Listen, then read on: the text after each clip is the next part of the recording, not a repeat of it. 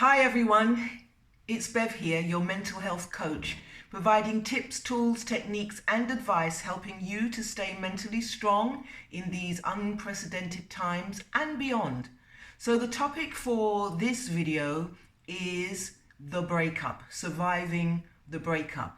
As the song says, breaking up is hard to do, and indeed it is. I wonder why we stick around in relationships that are toxic, that are going where for way too long. Is it the fact that we think that things will change? Is it the fact that we don't want to let the other person down or hurt them? Or is it because we are too cowardly to get out of a relationship and move on? Maybe it's because we just don't want to be alone, and it's better the devil you know than some new person. Well, I want to talk about what a relationship is all about. I also want to share with you some of the features in a relationship that tells you that the relationship is dead in the water. These are the red flags I want to present to you. And I also want to leave you with 5 pointers that you should do to get over a relationship quickly and cleanly.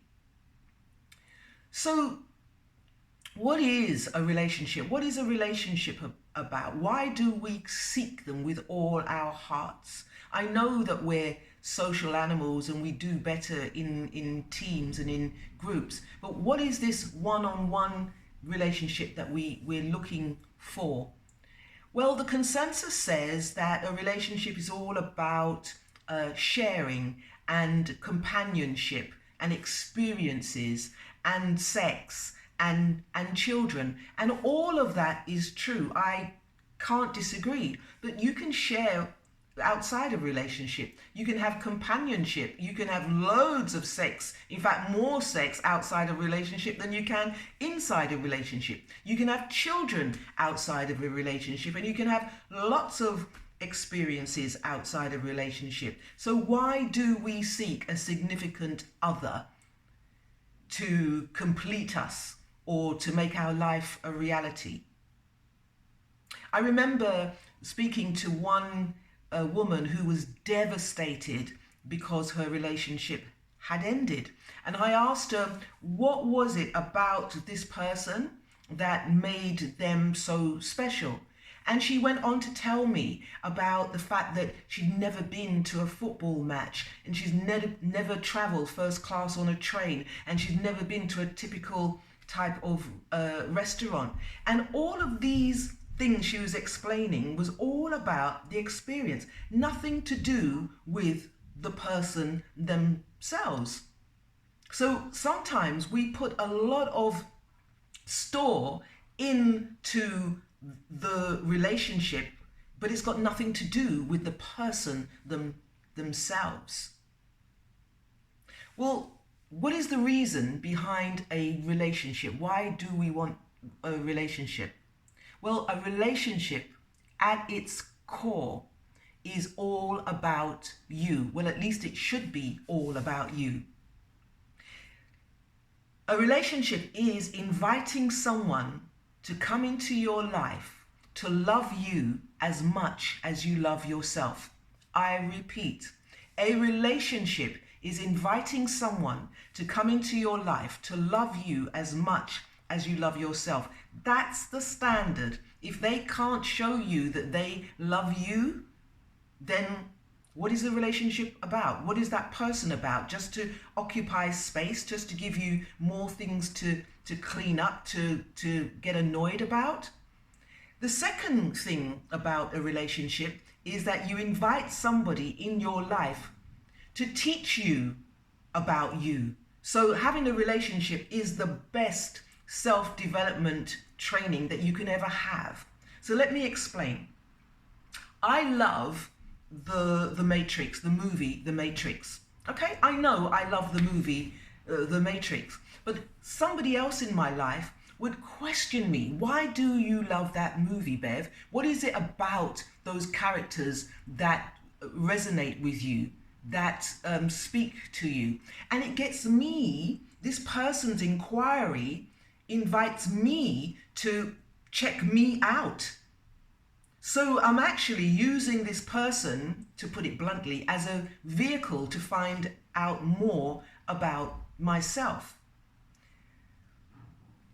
Okay, so why do relationships go wrong? What are the ingredients in a relationship which are no-nos? Well, the first one I want to point out to you is routine. When a relationship hits routine, then it can be a death of 1,000 blows. You know, it's same shit, different day. Routine leads to boredom. There is no ignition in this relationship, no energy, no oomph. And then it leads to something called apathy, whereby people can't be asked, can't be bothered to put anything into the relationship. That's the first one.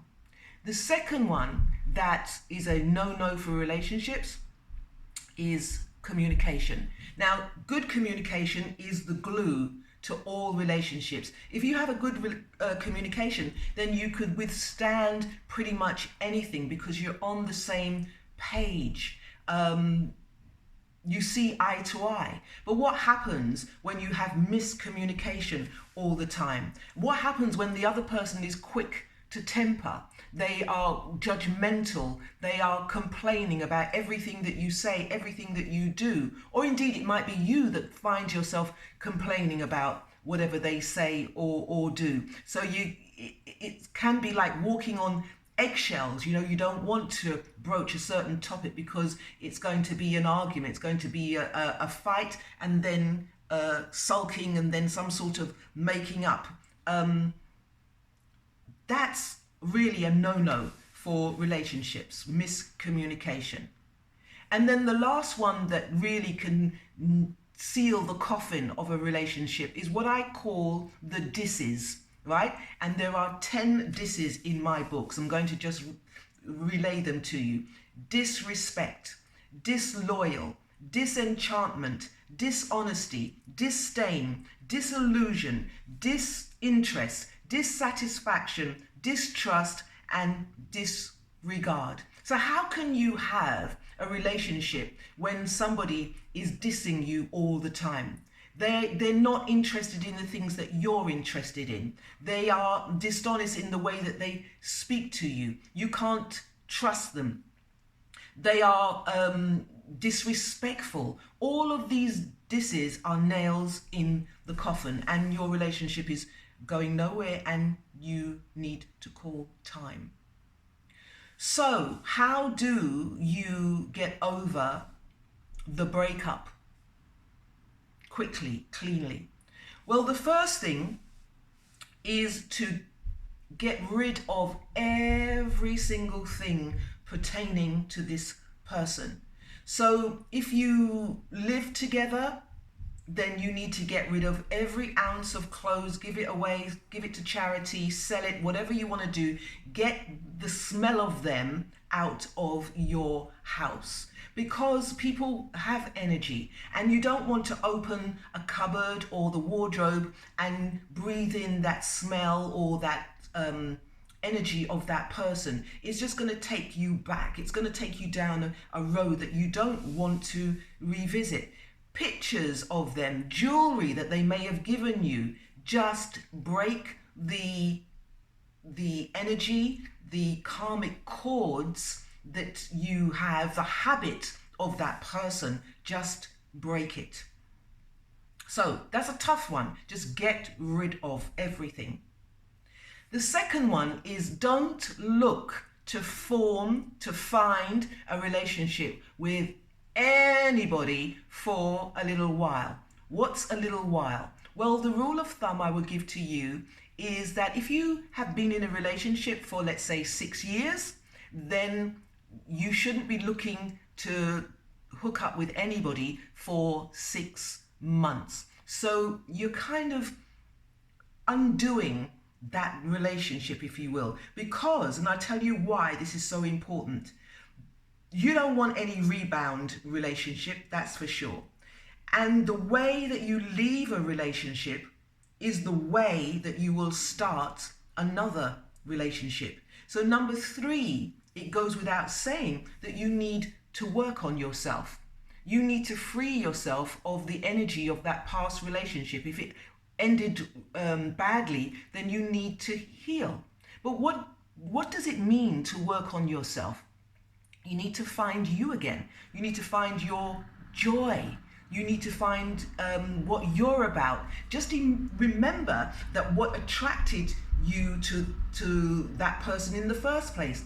Were they attracted to your energy, to your creativity, to your charisma, to your point of view? You need to find all of that, because sometimes in relationships, people dumb down just to suit the other person. They can't express their joys because the other person is not happy within themselves. They have low self-esteem. And so you can't be everything that you want to be in that relationship because of that reason. So you need that time to work on yourself, to find what you're about, what you were about.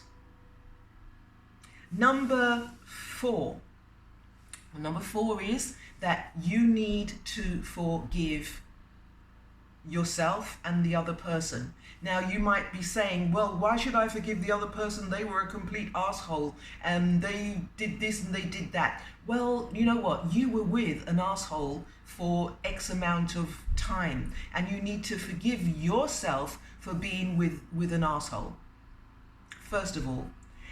Or for putting up with an arsehole for so long. And the second thing is that you need to forgive that person because there was something about that person that attracted you in the first place. What was it about that person that attracted you? Did they make you smile? Did they take you to great places? Did they have a great way about them? Find the good in that person so that you leave that relationship, that you break with that relationship with compassion, so that there is no baggage for you to take into the next relationship for another person to heal. And the fifth and final thing is, what did you learn? If relationships are all about you learning to love yourself, appreciating yourself, and for you to use that person as a vehicle to find out more about yourself, what did you learn? Because whatever it is that you learn, you will be taking forward. You will learn some standards, that this is what I tolerate, this is what I will put up with, this is what I want, this is who I am, this is what I do. I'm not defined by a relationship. A relationship does not define me. But hey, if someone magical wants to come into my life and share me with me, bring it on. Okay, so that's what I have to say in this video. I'll leave you with those thoughts. Breaking up is hard to do, but think about the breakup is creating space for the next amazing person to come into your life. Stay safe until next time. Bye.